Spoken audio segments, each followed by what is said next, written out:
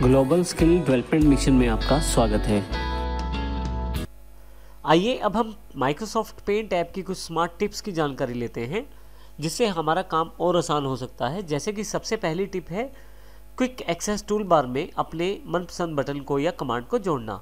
ये जो आप ऊपर की तरफ देख रहे हैं ये हमारे पास क्विक एक्सेस टूल बार है।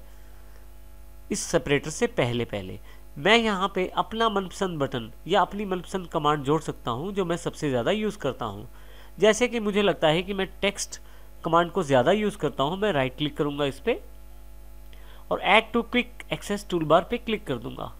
देखिए ये मेरे पास कमांड अवेलेबल हो गई है। इसका अर्थ ये है कि मैं कहीं भी किसी भी मेन्यू में काम कर रहा हूँ, मेरे पास ये अप्रोचेबल रहेगा, हमेशा मेरी एक्सेस में रहेगा। जैसे ही मैं क्लिक करके इस पर कुछ काम करता हूँ तो मेरे पास ये अवेलेबल हो जाएगा। आप यदि क्विक एक्सेस टूल बार से हटाना भी चाहते हैं किसी कमांड या किसी टूल को, तो उसके लिए आप उस टूल पर या उस कमांड पर राइट क्लिक करें और remove from quick access tool bar कर दें। जैसे आप ये करेंगे वो कमांड वहां से हट जाएगी।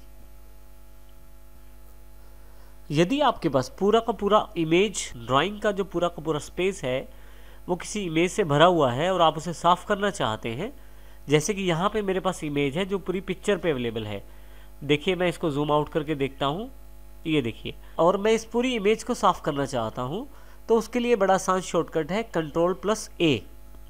आप जैसे ही Ctrl+A का प्रयोग करेंगे आपके पास देखिए पूरी की पूरी इमेज वाले स्पेस को, पूरे के पूरे ड्राइंग स्पेस को एक डॉटेड बॉर्डर के साथ कवर कर दिया गया है। यहाँ ध्यान से देखें आप। और अब मैं यदि डिलीट बटन का प्रयोग करूँ तो सारा का सारा जो इमेज है वो साफ हो गया है। इस प्रकार से Ctrl+A के साथ और डिलीट के साथ आप फटाफट से सारे के सारे इमेज को डिलीट कर सकते हैं। यदि आप ब्रश के साथ डिज़ाइन करना चाहते हैं और आपको लगता है कि कर्सर का साइज़ या ब्रश का साइज़ छोटा है तो उसको आप कंट्रोल के साथ प्लस की का प्रयोग करते हुए बड़ा कर सकते हैं। जैसे कि यहाँ मैं कुछ ड्रॉ करना चाहता हूँ तो देखिए ब्रश का साइज़ छोटा होने के कारण कुछ इस प्रकार की डिज़ाइन आया है, परंतु यदि मैं कंट्रोल के साथ प्लस दबाऊँ तो मैं इस साइज को बड़ा कर सकता हूं।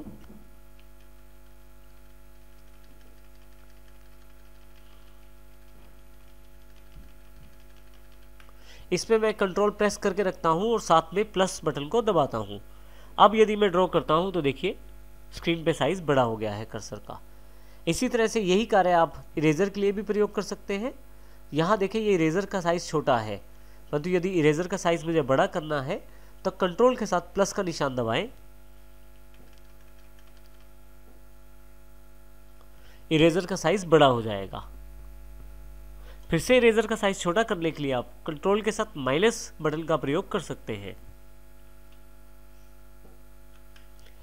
देखिए इस प्रकार हम कंट्रोल प्लस और माइनस के साथ साइज को छोटा या बड़ा कर सकते हैं अकॉर्डिंग टू टूल।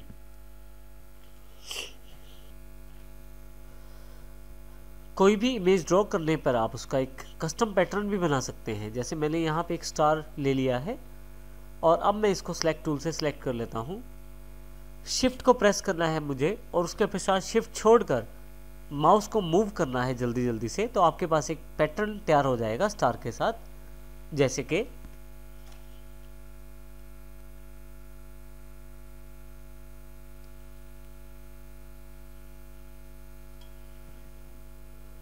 तो इस प्रकार से आप एक रैंडम पैटर्न जनरेट कर सकते हैं अपनी किसी इमेज के आधार पे।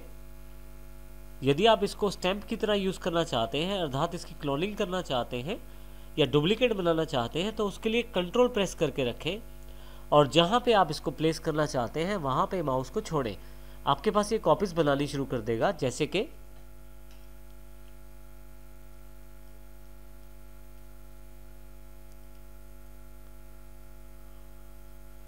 सबसे पहले मैं इसको सिलेक्ट कर लेता हूँ।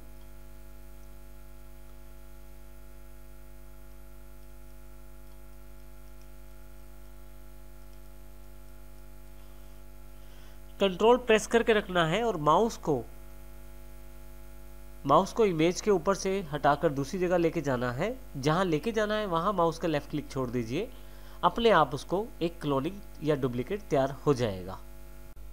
कंट्रोल के साथ कॉपी या क्लोनिंग करने वाले एग्जाम्पल को हम यहाँ दोबारा समझते हैं इस फोटोग्राफ के द्वारा। यहाँ इस फोटोग्राफ पे एग्जांपल समझाने से पहले थोड़ा सा मैं इसको जूम कर लेता हूँ ताकि हमारे पास थोड़ा सा नज़र आने वाला एरिया बन जाए। देखिए यहाँ पे एक बटन है, इस शर्ट पे जो बटन है इसको मैं डुप्लीकेट करके, इस बटन को मैं डुप्लीकेट करके शर्ट पे बाकी हिस्सों में भी लगाना चाहता हूँ। उसके लिए मैं सबसे पहले सिलेक्ट में जाके फ्री फॉर्म सिलेक्शन ले लूँगा और यहाँ से मैं उस बटन को सिलेक्ट करना शुरू करूँगा। जैसे ही सिलेक्ट हो गया है, अब मैं कंट्रोल बटन प्रेस करूँगा और उसके पश्चात जहाँ जहाँ माउस मैं छोड़ूंगा वहाँ पे ये बटन डुप्लीकेट हो जाएगा। जैसे कि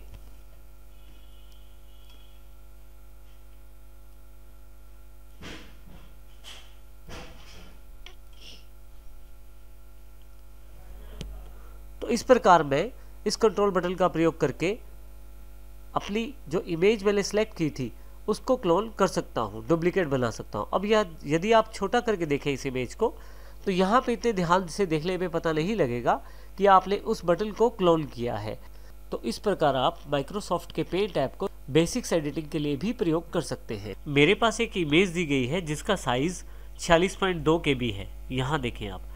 लेकिन कई बार जॉब भरते समय, चाहे वो गवर्नमेंट जॉब हो या प्राइवेट जॉब हो, ऑनलाइन फॉर्म भरते समय उनकी कुछ रिक्वायरमेंट रहती है कि फ़ोटो का साइज़ कितना होना चाहिए।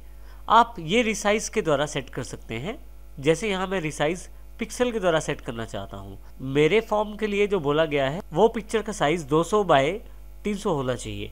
तो यहाँ पे मैं 200 कर देता हूँ और नीचे 259 अपने आप आ जाएगा क्योंकि मेंटेन एस्पेक्ट रेशो पे क्लिक किया हुआ है।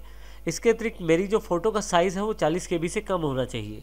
अभी मेरी फ़ोटो का साइज़ 46.2 है। मैं इसे ओके कर देता हूँ और फाइल को सेव कर देता हूँ। यदि आप ध्यान दें तो नीचे साइज़ जो है 38.1 KB हो गया है और मेरा जो फ़ोटो है उसका साइज़ भी छोटा हो गया है जो रिक्वायर्ड साइज़ था। इस प्रकार से आप अपने फॉर्म के अनुसार अपने फ़ोटो का साइज़ छोटा कर सकते हैं।